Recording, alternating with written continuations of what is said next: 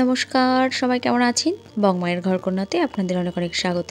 আজ সোমবার, ঘড়িতে এখন ৮টা মতো বাজে। আগের দিন আপনারা দেখেছেন যে এগুলো কিনে নিয়ে এসেছি, তাই গত রাত্রে আবার এগুলো ভিজিয়ে রেখেছিলাম সব অল্প অল্প। ভাবলাম আজকে রান্না করে দেখি কেমন হয়। রুটি তো রোজই করছি, আজকে রাত্রে তাহলে তড়কা রুটি খাওয়া হবে।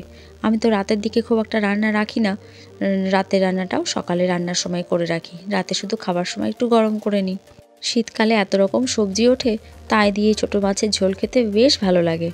তাই আবার গুড্ডির বাপিকে বলেছিলাম আজকে একটু ছোট মাছ নিয়ে আসতে। রুই কাতলা এসব বড় মাছ তো খাওয়াই হয়, ছোট মাছ জানি একটু খাটনি হবে, তাও আনতে বলেছি। রাতের জন্য তড়কা করব আর দুপুরে একটু ওই মাছের ঝোল করব।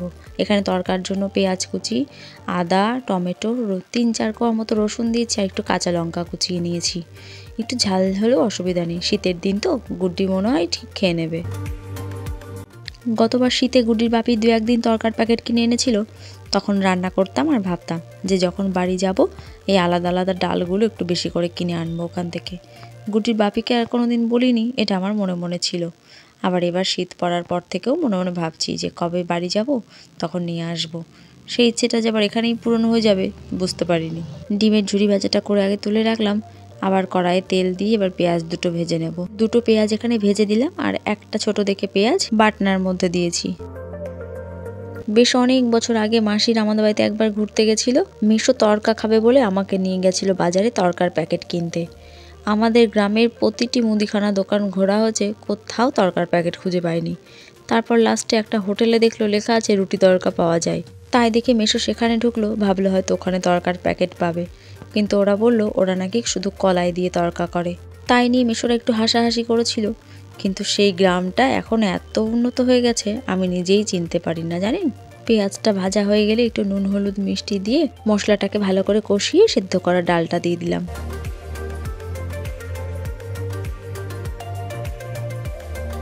এদিকে আবার এক কাণ্ড হয়েছে, পুঁটি মাছ আনবে দেখে আমি আগের থেকেই সব সবজিগুলো বানিয়ে রেখেছি। আলু, ফুলকপি, শিম, বেগুন সবটা বানিয়ে রেডি করে রেখেছি। গুড্ডির বাপি এখন ফোন করে বলছে বাজার থেকে যে কোথাও পুঁটি মাছ নেই, একজনের কাছে আছে, তাও নাকি খুব ছোট্ট ছোট্ট একদম। আমি বললাম সবজি কেটে ফেলেছি, ওই মাছই নিয়ে আসো, আর কি করার। এই যে জিরে আদা কাঁচা লঙ্কা বেটে মশলাটা করে নেব, একটু টমেটো দেবো আর নামানোর আগ দিয়ে একটু ধনে পাতা দেবো। এই যে চলে এসেছে বাজার নিয়ে, দাঁড়ান মাছের চেহারাটা একবার দেখি কত ছোট নিয়ে এসেছে। ছোট ছোট পুঁটি মাছের সর্ষে বাটাও খুব ভালো লাগে, কিন্তু গুড্ডি খায় বলে সর্ষে বাটাটা তো একদমই করি না। এই বাবা, একদম ছোট ছোট মাছ, এই মাছ তো ধরাই যাচ্ছে না ঠিক করে, কি জানি আঁশ ছাড়ানো হবে কি করে। গুড্ডির বাপি আবার বলছে চলো আমি তোমাকে হেল্প করছি। এটার কথাই ভাবছিলাম আজকে, যে উঠেছে কি না নতুন জিনিস। উঠলে আমি নিয়েই আসি, সে তো বটে। গাজর গাজর রয়েছে, গাজর খা, শীতকালে তো গাজর খেতে হয় বেশি করে। এখনো ছুটি আছে, এই যে বাঁধাকপি, ফুলকপি। এই যে শীতের সবজিতে আমার ঘর পুরো ভরে গেছে। এই যে দুজন মিলে হাত লাগানোর পর বহুত কষ্টে এটুকু উদ্ধার করা গেছে। সব মাছ যদি ছাড়িয়ে আনতে যেতাম তাহলে আর দুপুরের রান্নাটাই মনে হয় হতো না। তাই যেটুকু ছাড়ানো হয়েছে আমি বললাম সেটুকু নিয়ে আগে রান্না চাপাই, ওগুলো তুমি ছাড়াতে থাকো। গুড্ডির বাপি এখনও বসে বসে ওইগুলো বাকিগুলো ছাড়াচ্ছে। এত ছোট ছোট মাছ ধরাই যাচ্ছে না, আঁশ ছাড়ানো হবে কিভাবে। যেটুকু মতো হয়েছে সেটুকুই ধুয়ে নিয়ে চলে এসেছি, বেশিরভাগটাই হয়ে গেছে আর অল্প একটুও রয়েছে। গুড্ডির বাপি বলছে আর এই মাছ খাওয়ার নামই করবা না।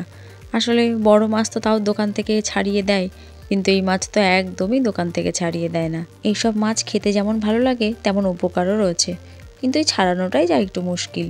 ঘড়িতে এখন 11টা বাজতে চললো, 11টার মধ্যে আমার প্রতিদিন রান্না কমপ্লিট হয়ে যায়। তাই শিম, আলু, ফুলকপি এগুলোকে প্রেসারে একটুখানি ভাপ দিয়ে নিয়েছিলাম। ভেবেছিলাম সকালে সবাই একটু করেই মাছের ঝোল দিয়েই ভাত খেয়ে নেব, তাই আলাদা আর কিছু করিনি আজকে। প্রেসারে একটুখানি ভাপ দিয়ে নিয়েছিলাম বলে রান্নাটা খুব তাড়াতাড়ি হচ্ছে, নইলে গুড্ডির বাপি আজকে আর দোকান ধরতে পারতো না। এদিকে মশলাটাও কষানো হয়ে গেল, ওদিকে সবজিগুলোও তো নরম হয়েই আছে, তাই গুড্ডির বাপির চান করতে করতেই ঝোলটা ফুটে যাবে। শীতকালটা আমার ভীষণ অপছন্দের, গরমকালে যতই গরম পড়ুক আমার কোনো কাজ করতে অসুবিধা হয় না, মনে হয় একটু কাজ করে এসে ফ্যানের হাওয়া খেয়ে নেবো, ঠিক হয়ে যাবে। কিন্তু শীতকালে মোটেই নড়তে চড়তে ইচ্ছে করে না। কিন্তু শীতকালে আবার খাওয়া দাওয়ার মজা, এত রকমের সবজি ওঠে, এত রকমের রান্না বান্না করা যায় যেগুলো গরমকালে পাওয়া যায় না। গরমকালে তো শুধু ডিম, মাছ, মাংস এইসব খাওয়া দাওয়া, আর শীতকালে শীতের সবজি দিয়ে এত সুন্দর সুন্দর চচ্চড়ি হয় যা দিয়েই মনে হয় এক থালা ভাত খাওয়া যাবে। শীতকালে আবার মান ওঠে, আমাদের ওখানে যখন যাব তখন আপনাদের মানের বাজারটা ঘুরিয়ে দেখাবো। আমাদের ওখানে আবার সেরা মান পাওয়া যায় জানেন। এই যে অবশেষে বাকি মাছগুলোও ধুয়ে নিয়ে এসেছি, আজকের থেকে পরিমাণ একটু কম আছে, এটুকু একদিনকে চচ্চড়ি করব। চলুন এবার খাওয়া দাওয়াটা সেরে নিই। খুব সুন্দর দেখতে হয়েছে ঝোলটা, সবজিগুলো যেমন সুন্দর সেদ্ধ হয়েছে, আবার বেশি ঝোলও নেই, মাখো মাখো হয়েছে। গুড্ডিকে খাওয়ানোর সময় গুড্ডি বলছে খুব টেস্টি মাছ। দুপুরের খাওয়া দাওয়া সেরে এবার গুড্ডির বাপি ছাদে গেছে গাছগুলোকে একটু খাবার দিতে। খোল পচিয়ে রেখেছিল, সেগুলো এখন গাছের গোড়ায় দিচ্ছে। সেই গন্ধটা আমাকে পাওয়ানোর জন্য গুড্ডি আমাকে একভাবে ডেকে চলেছে। আমি তো জেনে গেছি যে কেন ডাকছে আমাকে, আর আমিও ওই জন্য ছাদে যাচ্ছি না। তুই ঘুমাবি না তাই বল। হ্যাঁ, যতক্ষণ না শুকছো জিনিসটা ততক্ষণ আমি ঘুমাবো না। আয় নেমে আয়। না, যতক্ষণ না তুমি ওই জিনিসটা শুকছো ততক্ষণ আমি ঘুমাবো না। ঘুমাতে হবে না, না না না না না, ঘুমাতে হবে না, যা তুই এখান থেকে। আরে আসলে মেয়েটা আজ দুপুরবেলায় কিছুতেই ঘুমোলো না, বাপি যা করবে তার সাথে সাথেই ওকে থাকতে হবে। তা আমি বসলাম এখানে ছোলার শাকগুলো বাছতে। এখনও দেখছি হালকা হালকা রোদ আসছে এই গ্রিলটাই, তাই ভাবলাম এখানে বসে শাকগুলো একটু চট করে বেছে রাখি। সকালে রান্নার সময় এই শাক বেছে রান্না করতে গেলে অনেকটা দেরি হয়ে যাবে। তাই দেখুন কতগুলো শাক, এই বাছতে গিয়ে মনে হচ্ছে আমি এবার বুড়ি না হয়ে যাই। শাকটা খেতে ভীষণ ভালো লাগে, কিন্তু বাছতে প্রচুর সময় লেগে যায়। তুই এখানে এসে এসব গুটুর গুটুর করছিস তাই তো? আছে ওটা, ওকে কিছুতেই ঠেকানো যাবে না, ও কিছু না কিছু ওর করা চাই।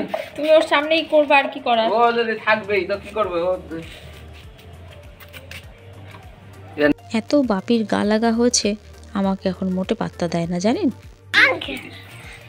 কেমন লাগে শোকা তোর মাকে শুকায়নি না থাকো। কাজের কাজ করি ও কাজের অকাজ করে লাভ নেই। হয়ে গেছে সব গাছে দেওয়া? তাই? এই তুই করছিসটা কি? তোকে কতক্ষণ দিয়ে রাখ রাখ রাখ, শিগগিরই রাখ, এত উপকার করিস না।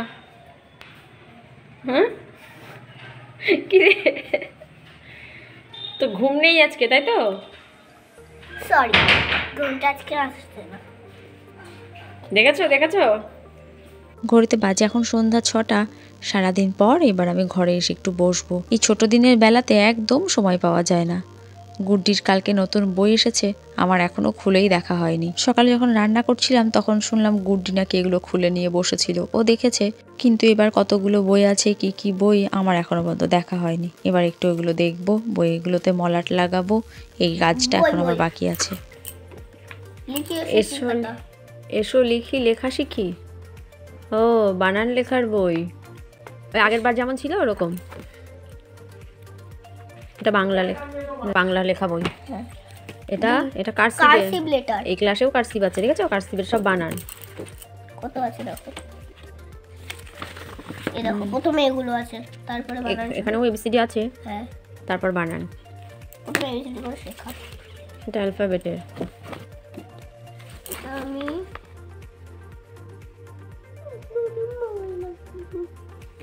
এটা লাগাবো। এটাও তো আগে ছিল অ্যালফাবেট, অ্যালফাবেট ছিল সব আগের বারের মতোই তাই না? হ্যাঁ, ওই এটা অন্য বই। এটা আলাদা দিয়েছে, জেনারেল নলেজ। বাহ, এটা তো ভালো বই। আমাদের সব কিছু দেখা যায়। অনেক কিছু জানতে পারবা। আর এটা নামতা। এটা নামতা আছে, অঙ্ক, অনেক নামতা আছে, ও যোগ বিয়োগ আছে, প্রচুর আছে। অঙ্ক। বাপি লিখতে মানা করেছে। এখন তো লেখা যাবেই না, স্কুলে যাবা, মিসরা শিখিয়ে দেবে। তারপর এর মধ্যে বাংলা ছড়া আছে, ইংরেজি ছড়া আছে। ও দুটো ছড়া একই বইয়ে? হ্যাঁ, লাস্টে আছে ইংরেজি। আর উল্টাও, অনেকটা উল্টাও, ওই দেখো, এই দেখো, এই দেখো, তাই তো? এই দেখো, তো ছড়ার বই এটা। ওই জন্য দেখছো না এটা বাংলায় লেখা, ইংরেজিতে লেখা। এটাও তো একটা বাংলা বই। এটা বাংলা একটা বই, বাংলার নামটাও শিখি। কত প্রশ্ন দেখেছো, কত কিছু। এটা একটা আর এটা আকার, ড্রয়িং। রং ভরতে হবে। আর এটা এটা একটা নতুন দিয়েছে। ও শিশুদের বন্ধু, হ্যাঁ, এটা পড়তে হবে। পড়তে তো হবেই। ও অনেক গল্প আছে, যীশু খ্রিস্টের সব গল্প। গুড্ডি মাঝে মাঝেই আমার কাছে গল্প শোনার জন্য বায়না করে। তা যে 4-5টা গল্প জানতাম সেগুলো তো শুনিয়ে ফেলেছি, ওই গল্পগুলো তাই আর শুনতে চায় না। আর আমারও আর সেরকম কোনো গল্প জানা নেই। এই বইটা বেশ ভালোই হয়েছে, ছোট ছোট গল্প আছে, মাঝে মাঝে পড়ে ওকে শোনাতে পারবো। ছিঁড়ে আর ফেলবো। এগুলো সব খাতা। হ্যাঁ, খাতাগুলো দেখো, এটা ইংরাজি। এবার খাতাগুলো মোটা মোটা হয়েছে। হ্যাঁ, কত পৃষ্ঠা দেখো। গতবারের খাতাগুলো একটু পাতলা ছিল, পরীক্ষার আগ দিয়ে তাই শেষ হয়ে গেছিলো খাতাগুলো। আবার কিছুদিনের জন্য নতুন খাতা সব নিতে হয়েছে, 4-5 পৃষ্ঠা করে সেগুলো লিখে সেই খাতায় যে পড়ে আছে। তাই গুড্ডির বাপি বলেছিল এবার একটু মোটা দেখে খাতা নেবে। তা দেখছি হ্যাঁ, এবারের খাতাগুলো একটু মোটা দেখেই নিয়ে এসেছে। স্টিকারটা আমি একা লাগাবো। স্টিকার মলার দিয়ে নি আগে। এবার গুড্ডির বইগুলোতে একটু মলাট লাগাতে থাকি। চলুন তাহলে ভিডিওটাও আজ এখানে শেষ করি। সবাই ভালো থাকবেন, সাবধানে থাকবেন। ভিডিওটি ভালো লাগলে একটি লাইক করবেন, আর কেমন লাগলো সেটিও আমাকে কমেন্ট করে জানাবেন। নমস্কার, দেখা হবে খুব তাড়াতাড়ি পরের একটি ব্লগে। ভালো থাকবেন।